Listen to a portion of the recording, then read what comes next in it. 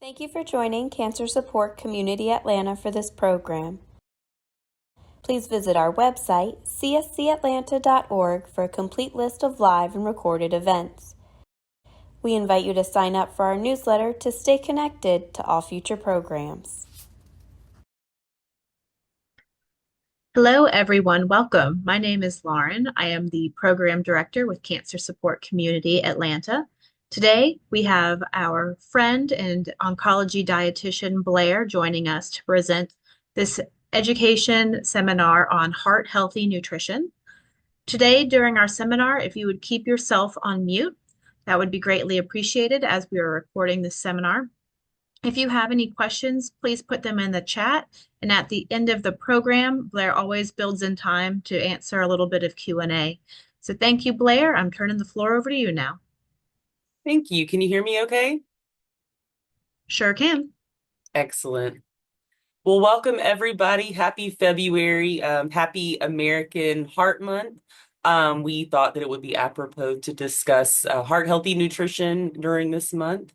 And just hope you get a whole lot out of it. And as Lauren said, feel free to jot down some questions or put them in the chat box, and I would be, happy to go over those at the end. So needless to say, your heart is definitely the most important muscle. Your heart does more physical work than any other muscle in your body, so it is critical to keep it as strong as possible. A couple fun facts listed on this slide. The average heart pumps 2,000 gallons of blood per day. And in just a 70-year lifetime, an average human heart beats more than 2.5 billion times. So today we're just going to go over and review some means of altering our diet, improving our diet and our lifestyle in order to promote heart health. So heart disease is the leading cause of death worldwide. Cardiovascular issues can lead to both a heart attack, which is blood that is blocked flow to the heart, or the stroke, which is blocked blood flow to the brain. And atherosclerosis is when plaque builds up in the walls of the arteries. So there's some good news and some bad news here on the risk factor slide. The bad news is there are some factors you cannot control in regards to risk factors for heart disease, but the great news is approximately 80% of more heart disease risk factors are preventable risk factors. So factors you cannot control: age, men greater than 45 years old and women greater than 55 years old are at higher risk for heart disease. Gender, more men have a higher prevalence of heart disease risk than women. Race, African Americans have a higher risk than Caucasian, and Asian population has the lowest risk. And then, of course, your family history or genetics. If your family has a history of heart disease, you are more likely to also have heart disease. With that said, moving on to the good news, there are many modifiable risk factors. Smoking, if you're a smoker, you can quit smoking. Drinking, cutting down or cutting out alcohol intake. If you have a poor diet, you can certainly improve your diet. If you are overweight or if you have obesity, then you can get your weight down into a proper range. You can work on getting your blood glucose under control. If you're physically inactive, you can work on increasing your activity level. You can modify your diet to get your cholesterol and your diet and your exercise to get blood pressure under control as well. So there's a lot that we can do to modify and to decrease the risk of heart disease. But it is important that we're monitoring our numbers. Here's a few that we need to be looking at. And then if you go get an annual physical or even more frequent visits to the doctor's office, they likely look at these different things. So for blood pressure, the optimal levels are going to be less than 120/80. When it's elevated over a period of time, it can damage our blood vessels, and plaque and fats can form plaque at these damaged blood vessels, and then atherosclerosis can develop as the plaque builds up. As y'all may have heard before, high blood pressure is called the silent killer because a lot of patients are likely asymptomatic. You may not even know that your blood pressure is running high. So it is just very important to know that how your blood pressure is running. An elevated blood pressure level would be around 120 to 129 systolic, and that's that top number of systolic, with less than 80 diastolic, which is the bottom number. And then stage 1 hypertension is going to be in the 130 to 139 systolic range, or the 80 to 89 diastolic range. And then stage 2 hypertension is going to be above 140 systolic and greater than 90 diastolic. So next we look at blood glucose levels, and it actually surprises a lot of patients that elevated blood glucose levels after a long period of time can cause heart issues. But hyperglycemia is another word for elevated blood glucose levels, can damage blood vessels and lead to coronary artery disease and atherosclerosis. So as far as symptoms go for high blood glucose levels, if you find yourself being excessively thirsty or hungry, being with excessive urination, blurry vision, or dry mouth, those are some symptoms of a high blood glucose level. And then lastly, you'll see on here blood cholesterol. And I think most of us are familiar that that is certainly associated with higher cholesterol with the risk of heart disease. The HDL, which is our good cholesterol, ideally we'd like to be over 60, but at least over 40 for men, and a little bit higher of a goal for women of 50 or greater. LDL, this was some years ago, it was recommended to be under 130, but now LDL is recommended to be below 100. Triglycerides below 149 and total cholesterol below 200. And this is based on the 2018 guidelines from the Journal of the American College of Cardiology. So we're going to go through sodium, blood glucose control, and then how to lower our cholesterol and triglycerides with diet and lifestyle. We're going to start off here with blood pressure in regards to sodium levels. So of course, most of us know that consuming a high sodium diet can increase risk for high blood pressure. When there's too much sodium in your bloodstream, it's going to pull water into your blood vessels, which increases the total amount of blood or volume inside your blood vessels. So when you have this greater amount of blood flowing through your vessels, your blood pressure increases and it puts an extra burden on your heart. And so in some people, this may lead to or raise high blood pressure. So attaining a normal blood pressure can definitely decrease your risk of a heart attack and stroke. The American Heart Association recommends that we consume less than 2,300 milligrams of sodium a day. But believe it or not, only 1 teaspoon of salt in and of itself is 2,300 milligrams of sodium. So that's a full day's recommended value just in 1 teaspoon of salt. If you have issues like renal concerns or CHF, then it would be likely recommended for you to consume less than the 2,300. Now, it doesn't mean you're on a no salt diet if you have high blood pressure. The goal is approximately 600 milligrams of sodium per meal. And so that would allow a little bit for a snack. If you add up 600 times 3 meals a day is 1,800. And then that would allow for 1 to 2 snacks a day. But just rule of thumb, if you're looking at snacks, looking for snacks under 140 milligrams of sodium per serving is a good rule of thumb. Or if you look at frozen meals, a lot of the processed meals are going to be higher in salt, but looking for those with 300 to 400 or less is going to be good, and you're going to be able to fit into that 600 milligrams of sodium per meal. So 70% of the sodium that we eat comes from either processed restaurant foods, prepackaged foods, and just being mindful of the salty 6 is 6 common foods that contribute to the most sodium in your diet. So this also surprises a lot of our patients, but just bread and rolls in and of themselves are high in sodium. Pizza, needless to say, is going to be pretty high in salt, particularly if you're putting salami, pepperoni, sausage, things like that on it. Cheese is pretty high in salt as well as the bread, so that altogether is going to add up. Sandwiches, they're going to have bread, cold cuts, pickles. So sub sandwiches are very high in sodium. Soups, burritos, tacos, and then other sources are things like buttermilk or salted snacks, nuts and seeds with salt. So look for nuts and seeds that are unsalted. Condiments even like ketchup, mustard, mayonnaise, olives, any type of seasoned salt like onion salt or garlic salt is going to be high. And then soy sauce, even the reduced sodium soy sauce is sky high. Reduced just means it has to have a certain percentage less than the normal type of soy sauce. So it's still going to be very high. As well as barbecue and steak or Worcestershire sauce are also going to be high in sodium. So now we're going to move on to balancing blood glucose levels. So just a few tips. Patients that have diabetes or are pre-diabetic, we work on carb counting with them. And everybody, people say, how many carbs do I need a day? So it's going to be based on your height and weight, and everybody's going to be different. So I would definitely recommend working with a dietitian or with a diabetes educator on carb counting if you fall into one of these categories. And if you're just trying to maintain a proper blood glucose level, pairing a protein and or a fat with a carbohydrate source is going to be helpful.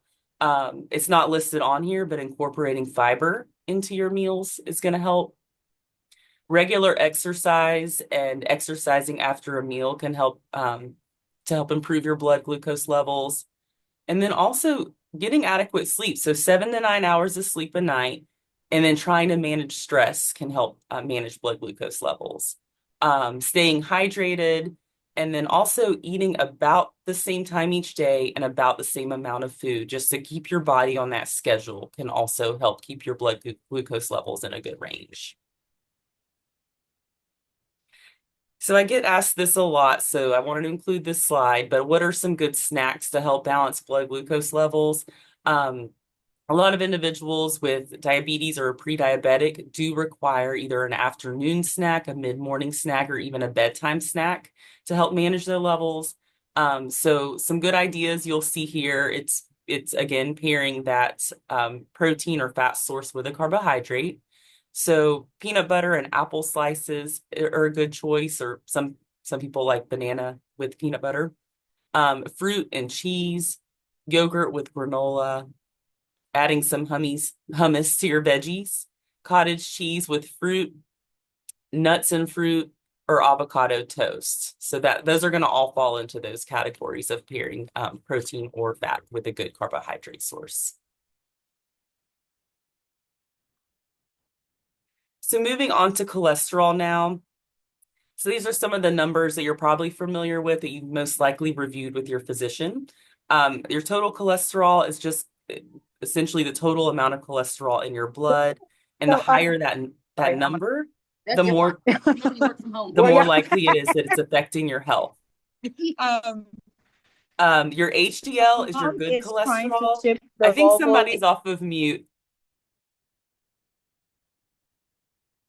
Okay, thank you. Your HDL is going to be your good cholesterol, and that's the cholesterol that carries it out of your blood and away from your heart and transports it to the liver to be excreted.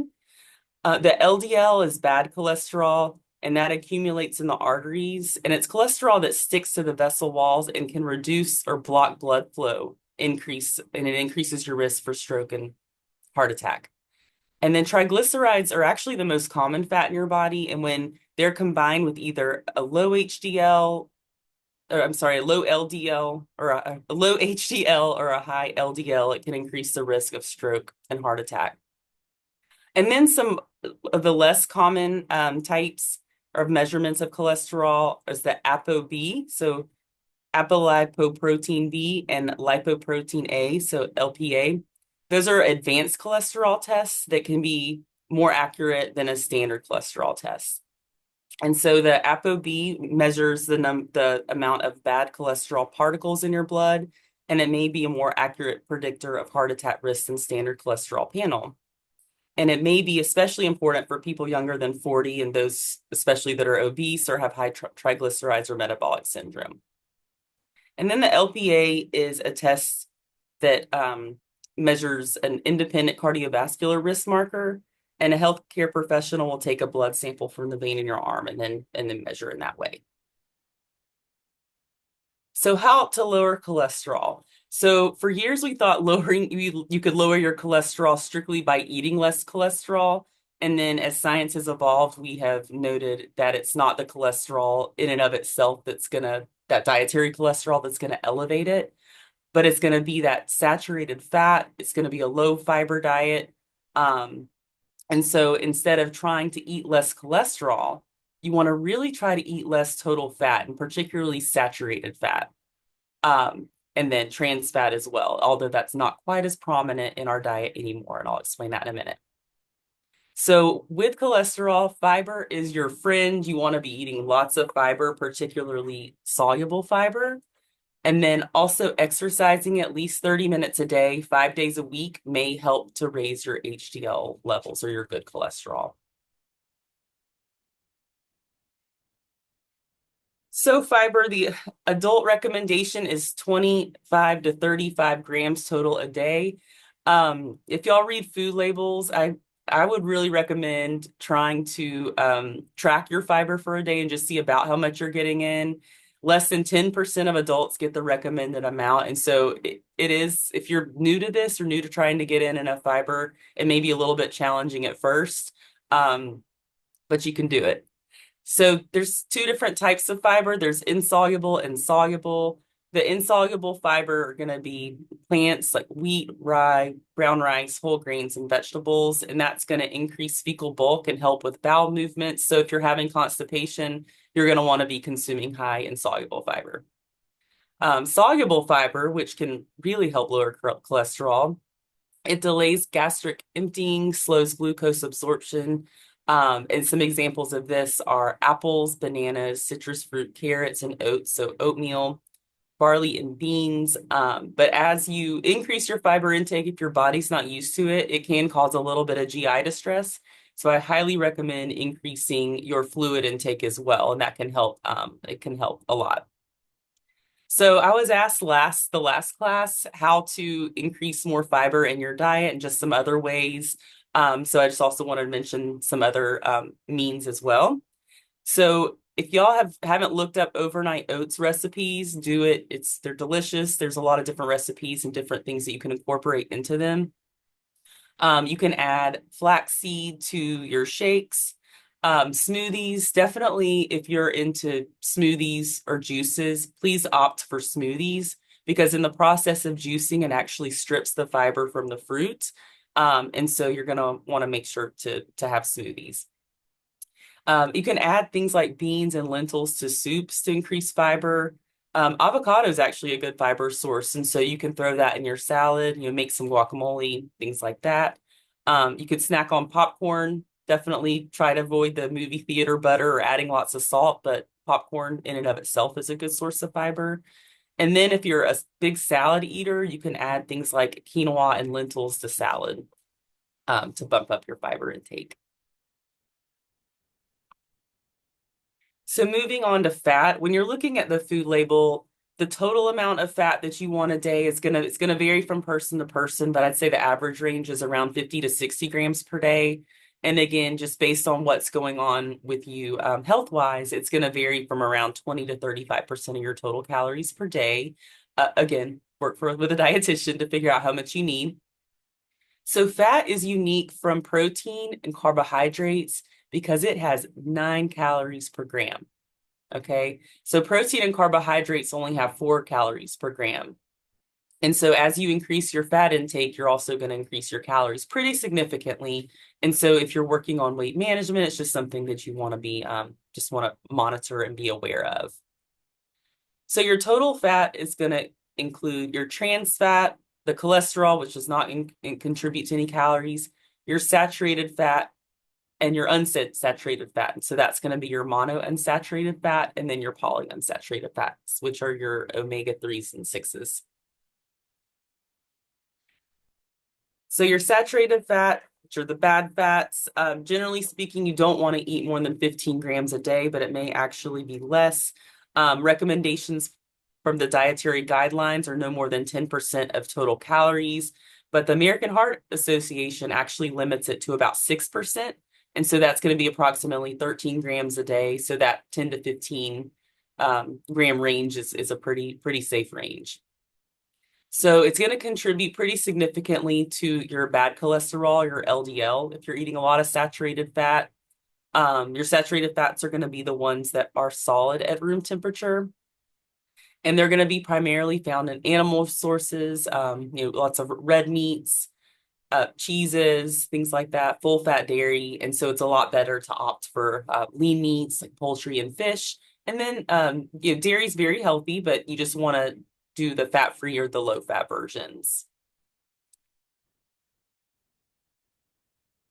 So just some good trade-offs to help decrease your saturated fat intake are, instead of the high-fat cuts of red meat, you can do white meat chicken or turkey without the skin. Regular ground beef greater than 92% lean is a good option instead. We actually get the 96% lean. So there's definitely leaner options out there. And then again, opting for the lower fat dairy products as opposed to the whole milk. Um, Consuming fresh fruit and vegetables with hummus or low fat dressing instead of potato chips and dip or full fat dressing. Having whole grain oatmeal with fresh fruit that you make yourself as opposed to the little packaged oatmeals that are filled with added sugar, and some have a lot of salt too. So moving on to the good fats, polyunsaturated fats are going to lower your bad cholesterol and increase the HDL in some people. You've probably heard a lot about the omega-3s and 6s. That's going to be found in vegetable oil, fish oil, flaxseed oil, Benical, margarines. Fish oil can help to lower triglycerides and decrease inflammation. And then your monounsaturated fats are going to be things like olives, olive oil, avocado, nuts, butters. Those are really good anti-inflammatory fats. So there's some controversy out there right now about the vegetable oils, whether they're inflammatory, whether we should be eating them. The science isn't 100% there yet on whether or not we should be consuming them at all. So they're not going to necessarily be harmful, but definitely choose olive oil or avocado oil when you can. Excuse me. So trans fat, want to avoid at all costs. They increase the LDL and they decrease your good cholesterol or your HDL. These were man-made in efforts to increase the shelf life of foods, and it's a type of saturated fat. So they're made by a process called hydrogenation, which is a process in which hydrogen atoms are added to liquid vegetable oils to enhance stability and to make them solid at room temperature. They're used in some processed foods. High amounts of trans fats in the diet can increase heart disease by raising blood cholesterol levels. The FDA does require that the amount of trans fat has to be displayed on the nutrition facts label. So you may already know that the FDA banned the use of trans fat in most foods in around 2015, but some of the older products may still contain them. So just check your nutrition label carefully to see if the product contains trans fat. So some of the culprits are going to be things like baked goods, so your cookies, cakes, pies, and donuts. Just make sure to look at those labels. Muffins, butter, microwave popcorn, some of them still may have some trans fat. There are also partially hydrogenated oils that are no longer generally recognized, approved as safe. And legislation was passed back in 2018 to block their usage. And since 2021, products containing these oils are no longer allowed to be sold or imported to the US. And so we are making some progress in regards to trans fat, but we're still not 100% there yet. So you just need to be aware as a consumer and making sure to look at your nutrition facts label. So the best fats, they're going to be your omega-3s, going to lower your LDL and increase your HDL. They, again, help reduce inflammation, blood clotting, and blood pressure. Its good food sources are going to be your fatty fish, canola oil, walnuts, and flaxseed oil. Omega-3s include EPA, DHA, and DPA, and those three are found in your seafoods. And then the alpha linoleic acid is going to be found in nuts, seeds, and leafy greens. They're going to be some good sources for you. So how to lower triglycerides. Our patients that consume a lot of alcohol tend to have very high triglyceride levels, as it does raise your triglycerides. So better not to drink at all, or if you are drinking, to cut down to 1 serving a day if you're a woman, or 2 servings a day if you're a man. But again, best to abstain. There is no safe level of alcohol intake. Also avoiding foods high in added sugars, as that's going to raise your triglyceride level. Maybe cutting back on carbohydrates, and particularly the refined carbohydrates. So that's going to be like white bread, white rice, white pasta. So choosing whole wheat if and when at all possible. Eating foods high in omega-3s, like we mentioned on the last slide, getting to a proper weight or losing weight, quitting smoking, and then again, increasing that fiber intake. So this is just in a nutshell, a healthy diet and lifestyle. It's going to be eating from a variety of nutritious foods from all food groups. So eating the rainbow in regards to fruits and vegetables, they're all very healthy for you. Selecting whole grains as opposed to refined, choosing low-fat dairy products, skinless poultry and fish, nuts and legumes, and then limiting the aforementioned. So your saturated fat, trans fat, high sodium, red meat, sweets, and sugar sweetened beverages. So for a healthy diet and lifestyle, it says here to use at least as many calories as you take in. So this isn't all encompassing when it comes to weight management, but if you are consistently consuming more calories than you're burning, you're likely going to gain weight.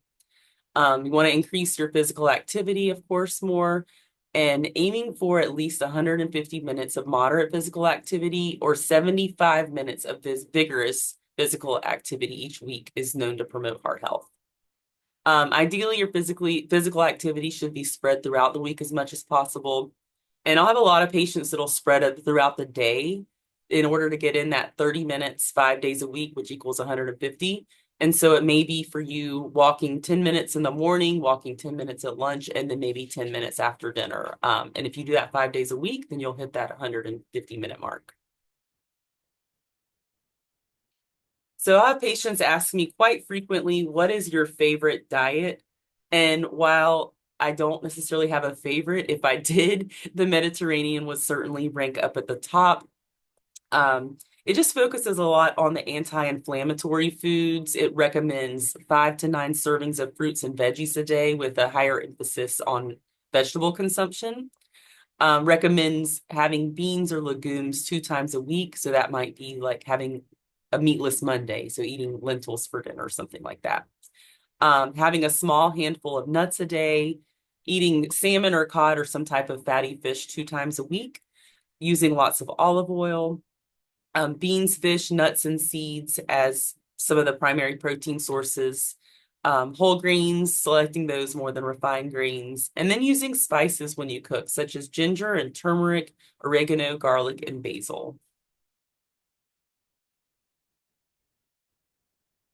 So this is the My Plate. This is what we call the healthy eating plate, and I use this in lots of presentations, but it's just a very good visual for setting up your plate. And so you want about half of that plate to be colorful fruits and vegetables, about a fourth of your plate to be a whole grain source or a starchy vegetable like potatoes, and then a fourth of that plate to be a lean, healthy protein source. So about 3 ounces of fish or chicken. And beans are unique and they can go in the whole grain / starchy vegetable section or the healthy protein section.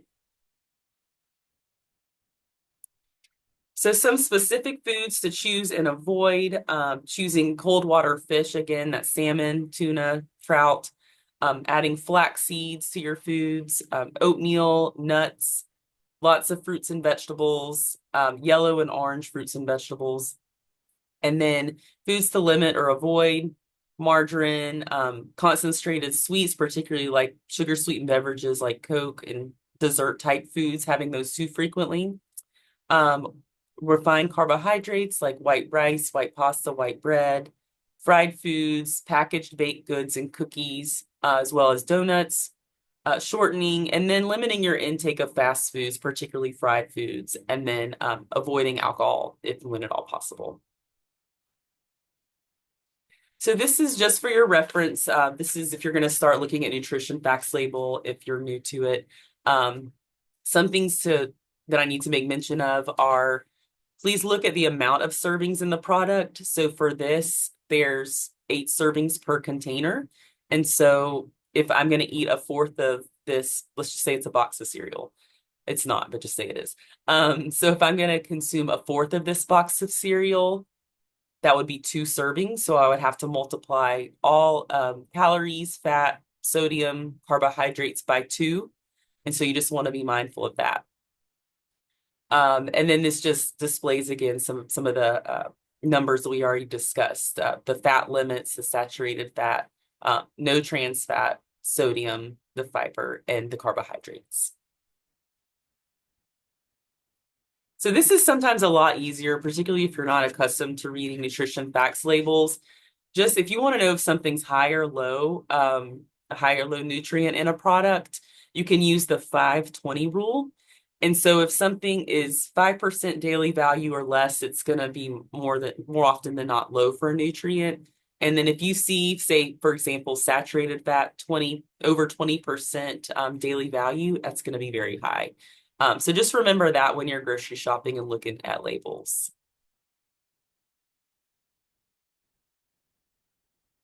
So maintaining a healthy weight can help our heart health. So if you have excess body fat, particularly abdominal fat, you want to try to lose that as much as possible by focusing on weight training, exercise, and diet, of course. Limiting high fat in foods and added sugar, limiting your fast food intake, excuse me, bumping up your fiber intake because that'll help you to feel more full. Prioritizing protein, especially lean protein. If you increase your fiber, your fluid, and your protein in your diet, you're going to be a lot more full and have a tendency to eat a lot less. So really just focusing on having a source of protein and fiber at each meal and snack is going to be very, very helpful. I'll have patients that'll say, I want to lose 20 pounds in a month, and then they are disheartened when that does not happen. So definitely setting realistic goals, 1 to 2 pounds a week.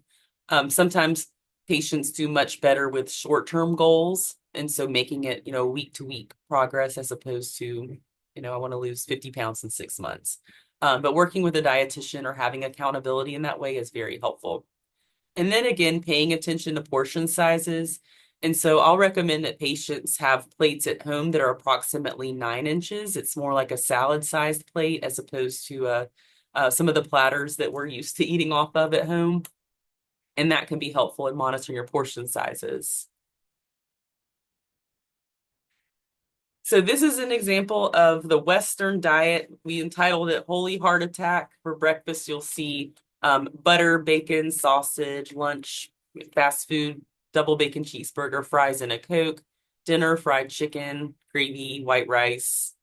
And you'll see that that is well above the total fat, the 50 to 60 gram recommendation. And then the sodium is well above the 2,300 milligrams a day. And then a more heart healthy way of eating is maybe some whole wheat toast in the morning with regular eggs or egg whites, fruit. Lunch, this is just, I say this to say, and I add this in there, even though we don't love processed meat. This is there to show you that it has 610 milligrams of sodium a day, but you see that that's factored into the 2,300. So you can have some sodium, but just having less at breakfast and less at dinner can be helpful to get you under that 2,300 milligram goal. This has baked chips, and then dinner, skinless chicken, brown rice with low-fat gravy, green beans with margarine, and then 1 cup of frozen dessert with sugar-free chocolate sauce. So that's going to get you a much lower saturated fat and sodium, and 0 grams of trans fat. So smoking, needless to say, is going to put you at a higher risk for heart disease and stroke. We do have smoking cessation classes. We actually have some of our dietitians are involved in that. So if you are interested in quitting smoking, you can email smokingcessation@northside.com or reach out to this phone number, and we have an excellent program that can help you to reach that goal. So in summary, know your numbers, read those food labels, limit fast foods and other fried foods, try to choose whole grains, increase your fruit and vegetable intake. If you're eating 3 servings a day now, try to bump it up to 5, but with the ultimate goal of 5 to 9 servings of fruits and vegetables a day. Choosing lean protein sources and limit or really avoid processed meats as much as possible in the context of cancer prevention too. Put down that salt shaker, exercise, aim to be a healthy weight, and manage your stress. Thank you very much, Blair. You are welcome. Thank you for joining Cancer Support Community Atlanta for this program.